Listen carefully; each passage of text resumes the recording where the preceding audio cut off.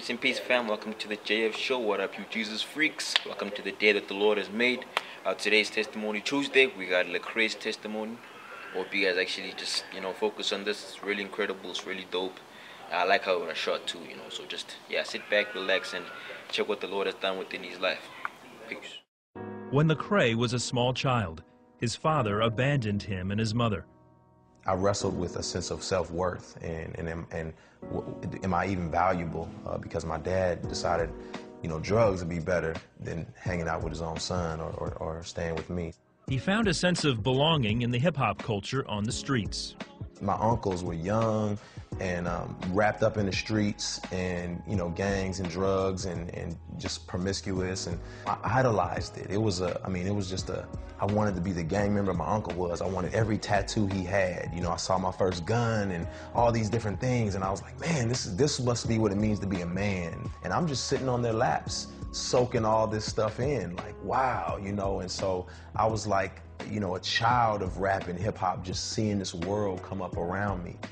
In his teens, Lecrae realized something was still missing.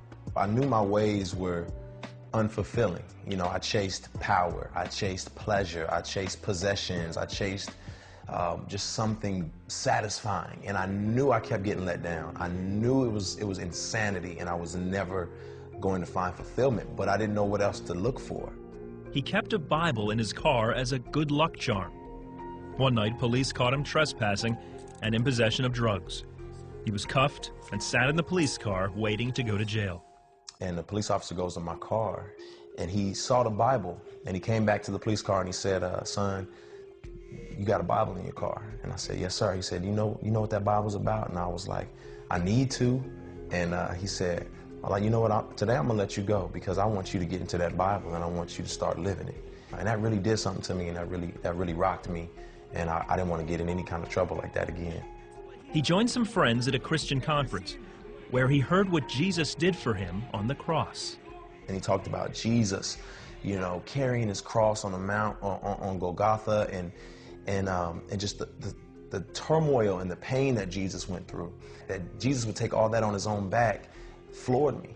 And I said, I don't want to live like this anymore. And I just bowed out and said, Jesus, I'm sorry, and just broke down crying. For a year, Lecrae walked a line between college partier and committed Christian. His life was spinning out of control, and he knew it. Just cried out to the Lord one day. I said, God, I feel like I'm going to kill myself or kill somebody. And I said, please just stop me before it gets to that point. I said, stop me. Do whatever you got to do. Just don't kill me. He was finally stopped in a massive car accident that left him evaluating his double life. I came out without a scratch. My car had flipped over. It was dented in, damaged up, and here I am without a scratch on me. And I said, okay, God, I need to change. Later that night, he gave his life completely over to God.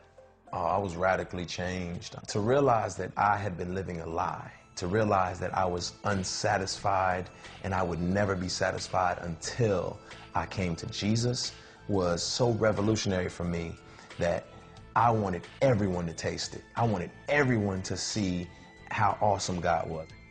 Lecrae typed out his testimony and handed it out on his college campus. He talked about God to anyone who would listen. And I was proud. I was proud to have my story on that piece of paper.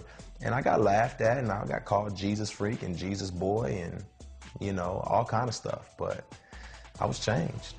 Before long, he learned he could blend his passion for God and his ability as a rapper. I thought that God and rap would never work. I thought that God wasn't okay with rap. People knew I used to rap, and I went to the Bible studies, and someone said, hey, why don't you, rap about Jesus? And so I just on the spot, I just came up with the rap about Jesus, and they were like, man, that was good. And I was like, wow, Lord, maybe you could really do something with this. He began ministering to kids in juvenile detention. I ended up there for 3 years, every weekend, just sharing my heart and sharing scripture and rapping as their praise and worship on Sundays. His music has spread around the world. His newest CD, Rebel, debuted at #2 on iTunes. But his purpose goes way beyond selling CDs. I want to use my art form to encourage the movement in the church to say, hey, let's engage the city. Let's rebuild the city. And so that's really where my heart is to rebuild cities, is to see the city come to Jesus. And if you don't know him, you're missing out on purpose, meaning, and life in general. And so I'm passionate about seeing people spend eternity with him. He's awesome. The love of a father that he missed as a child, he now finds in his relationship with God. He's just loved on me when I felt like I didn't deserve love, when I felt like I was unlovable. I'm really grateful, and I feel fortunate to have a huge family that is beyond race, creed, culture, and to have a father who shepherds us all. And when I think about that, my mind's blown. Outside of your inside, I try my best to fit in. Yeah. Looking for a suit to fit in. Yeah. Standing outside of your prison, trying to find ways I could get in. Now I realize that I'm free, and I realize that I'm me. And I found out that I'm not alone, cause there's plenty people like me. That's right, there's plenty people like me. All love me despite me, and all unashamed and all unafraid to speak out for what we might see. I said there's plenty people like me, all outsiders like me, all unashamed and all unafraid to live out what they supposed to be outside.